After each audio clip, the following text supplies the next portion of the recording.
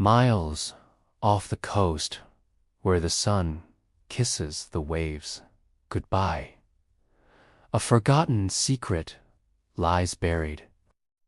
Deep beneath the surface, in the crushing, silent abyss, stands a lighthouse. Not a tower piercing the sky, but one swallowed by the eternal night of the deep sea. But for a few, it's an obsession. Dr. Elias Ward was one of those few. A marine archaeologist with salt in his veins and a lifetime spent chasing shadows, he dedicated his career to whispers of its impossible glow. A light, they said, that pulsed in the crushing dark. A beacon, not for ships above, but for something else entirely. He believed the legends, the fragmented tales of a light that called lost things home. After decades of searching, piecing together ancient star charts and forgotten shipping logs, Elias finally found the coordinates. His descent began on a calm, moonless night. He was alone, his submersible, the Asterisk, a tiny, fragile shell against the immense pressure. As he sank deeper, the world of light and color vanished, replaced by an infinite, inky blackness. The sub's lights cut a lonely path through the void. There was only the hum of the machinery and the steady beat of his own heart. Then, something flickered on the edge of his sonar. A pulse, not a sound, but a ripple of energy. He cut the sub's main lights, plunging himself into total darkness, and there it was, a single, soft beam of light far below. It wasn't steady like a normal beacon. It seemed to bend, to breathe, as if it were alive.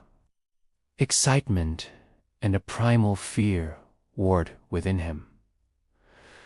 This was it, the lighthouse below the sea. As the asterisk Odyssey, drawn by that hypnotic pulse, the submersible's external cameras revealed something else. The seafloor around the light wasn't barren rock and sand. It was covered in carvings, huge, spiraling patterns, symbols that felt both ancient and alien, and countless renderings of a single, staring eye. They weren't human. No civilization he knew had ever created such designs. They seemed to writhe in the faint glow, playing tricks on his eyes. The deeper he stared into them, the louder his own heartbeat echoed in the small cockpit, a frantic drum against the silent pressure. And then the structure itself came into view. It was massive, far larger than any lighthouse built by man. Its form was wrong. The walls weren't stone or metal. They were a dark, chitinous material that seemed to shift and undulate. The entire tower appeared to be breathing, expanding and contracting with a slow, monstrous rhythm. The light emanated from a great, crystalline lens at its peak, but the source of the glow was a mystery. Elias maneuvered the sub closer, peering through the main viewport. He could see inside the lantern room. There were figures moving within, dark silhouettes against the blinding light. They circled endlessly, their forms indistinct, their movements jerky and unnatural. They weren't maintaining a machine. They were part of it, trapped in a timeless, horrifying dance. A sudden crackle of static broke the silence. Elias jumped, checking his comms panel. It was dead. But the sound hadn't come from the radio. It came from all around him, a voice that wasn't a voice, speaking directly into his mind. "You seek light in the dark," it whispered, a sound like grinding stone and shifting tides. But the dark has a long memory. The dark remembers. Panic seized him. His instruments went wild, screens flashing with meaningless data before going completely black. The submersible groaned, the hull protesting against a pressure that was suddenly increasing, impossibly so. The deep was squeezing him, trying to crush his tiny metal shell. He had to get out. He had to flee. He slammed his hands on the controls, trying to force the thrusters to life.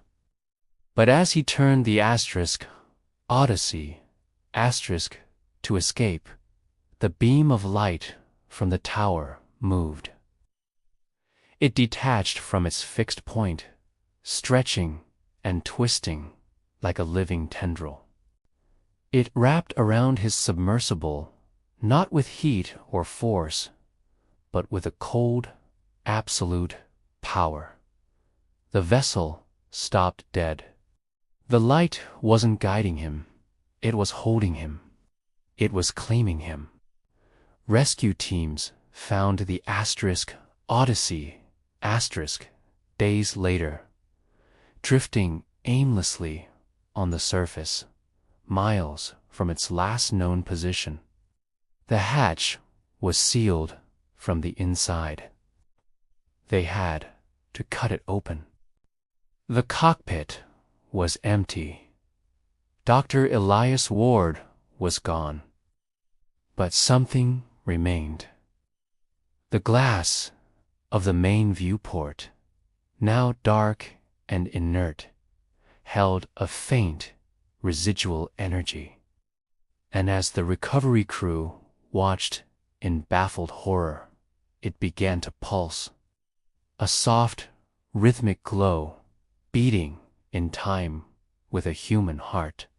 To this day, old sailors who know the strange corners of the ocean will tell you to stay away from that patch of desolate water.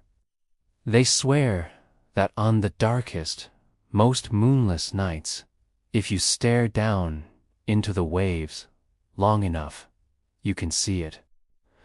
A flicker of light far, far below. A beacon that guides no one home, but waits patiently for the next curious soul to come looking for it. Thank you so much for joining me on this deep dive into the unknown. If you enjoyed this story and want more tales from the abyss, don't forget to like this video and subscribe to the channel. Let me know in the comments what you think happened to Dr. Ward. Until next time, stay curious and maybe don't stare too long into the dark.